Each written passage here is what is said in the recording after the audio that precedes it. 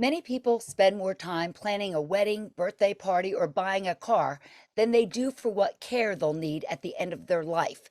It's a difficult subject to talk about, but it is so important for yourself and for your family. Hello, and welcome to Living Well with Robin Stoloff, empowering you to live a healthier life. My guest today says that everyone 18 and older should have an advanced care plan. He is the medical director of AtlantiCare Palliative Medicine, Dr. Christopher Bolich. Thanks so much for joining us. Thank you, Robin. Give us a little overview of your background, doctor. I've been a physician for over 20 some odd years. In 2002, I moved to the shore here and set up my own practice, which was in house calls. And I did that for about 15 years. And I developed a tremendous love of these patients that are bedbound and homebound that can't get out. And I started to embrace a lot of palliative care. I eventually took my boards and became palliative care certified. I've also been working in hospices.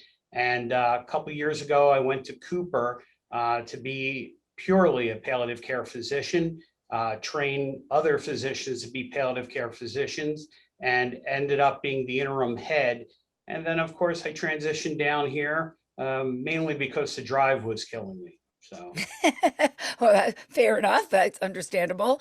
You are very passionate about helping people to plan what they need, what they want for the end of their life. Tell us what advanced care planning actually is.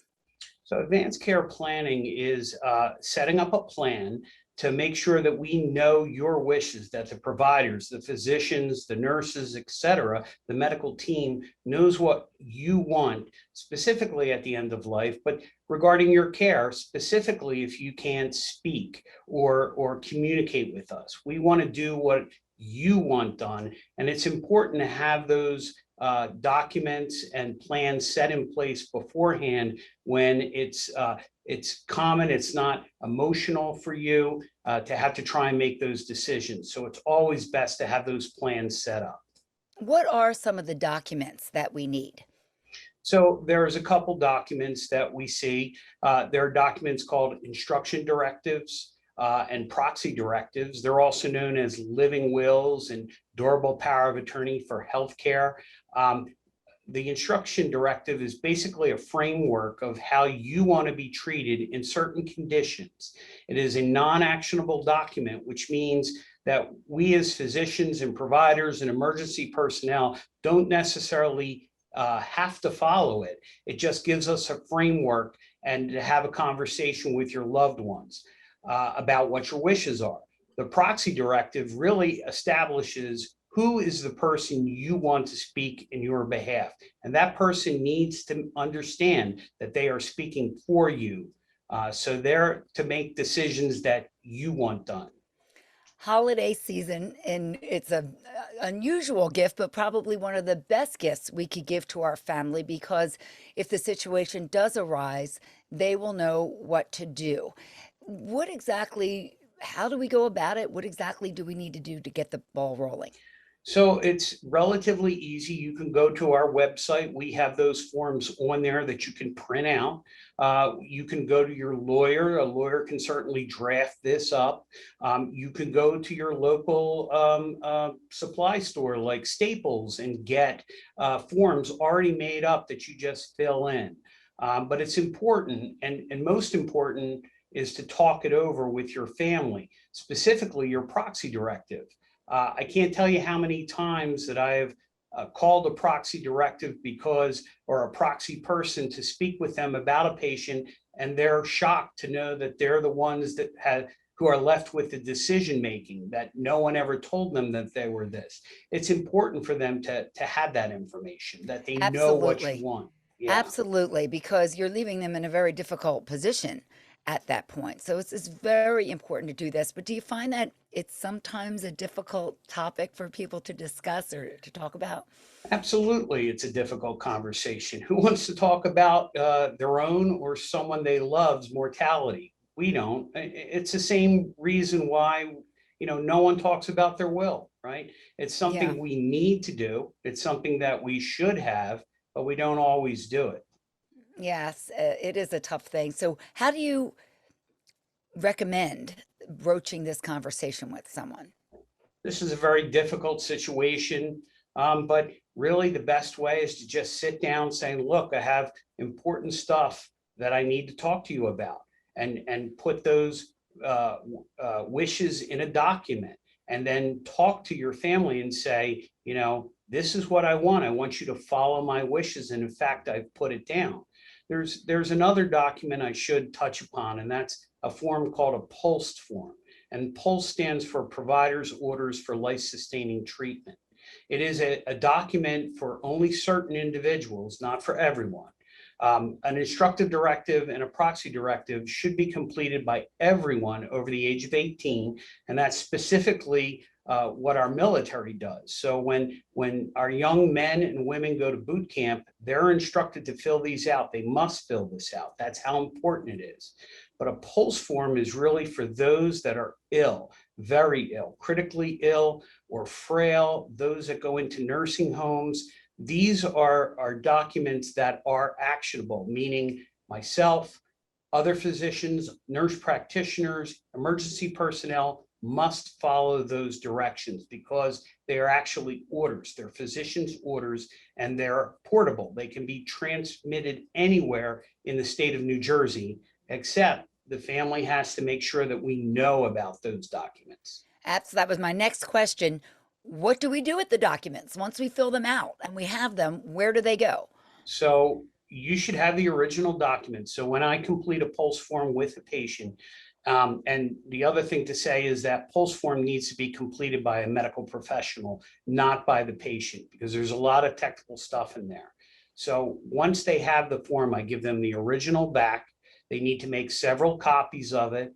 And I always instruct my patients, take it to your medical team, your primary care doctor, your surgeon, your oncologist, your cardiologist. Give it to them so they can put it into their system.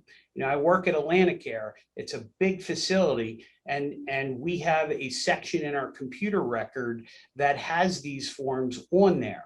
However, I always tell my patients, you have a AtlantiCare cardiologist, take it to them, because to be honest, when he's seeing you in the office, he's looking at your cardiology stuff. He doesn't necessarily go to that. And when you give him a copy of it, it kind of sticks in his mind that this is what Sure. he You're needs to covering your understand. bases, and you don't know if Yeah, you could be away somewhere, God forbid, that's where exactly something right. could happen. So it's very important. But I would imagine you keep it in a safe place, maybe a fireproof box in your home, something along those lines, and you let people know where it is.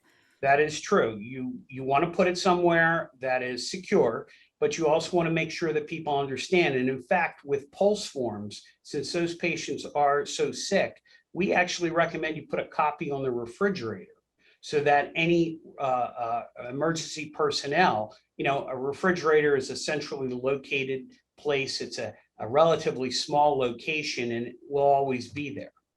That's actually a really good idea. But again, it would be a gift to your loved ones if you went ahead and did this. I mean, right now, don't wait. Everyone should have it over the age of 18, some sort of advance directive, and let people know what your wishes are. And as difficult as it would be something that would help them if they should need to make a decision for you. So everyone should do it, and you can talk to your kids about it. It might be difficult for the kids to talk to their parents. So don't wait for them. Go to them and say, "This is what I want. I know it's hard for you to hear this, but as far as we know, no one's lived forever. We have Yeah, to think about this. It's part of life." it's And part of so life. Exactly. absolutely. So we need to make sure that we do that. So what advice would you give to anyone as we close here about doing advance directive? So I would tell you, anybody listening to this should have an instruction directive and a proxy directive. And if you're seriously ill, then I recommend you go to your physician, your primary care doctor, or your cardiologist, or your cancer doctor, and you ask them about whether or not you're appropriate to have a PULSE form, and then get them filled out, and then talk with your family. And you're right, it is very difficult topic to bring up. But if you sit down and say, look, I really want to do this, it's very important to me. It's very important for me to get this information to you in case something happens. And remember, we always talk to the patient. Patient always gets discussed what their condition is. These documents only take place when you are unable to answer for yourself. Absolutely. So yes, that's a good point to remind people about. So where can people get more information and where can they download these documents again? So they can go to AtlantiCare.org to get the documents and download them, or they can call 1-888-569-1000. 1-888-569-1000. Correct. Really great information, something that we often don't think about, but we should. Very important to be able to do that. Thank you so much, Dr. Christopher Bolich. Thank you, Robin. I appreciate it. I appreciate your time. And thank you for joining me for Living Well with Robin Stoloff, empowering you to live a healthier life. Don't forget to subscribe, and we will see you next time.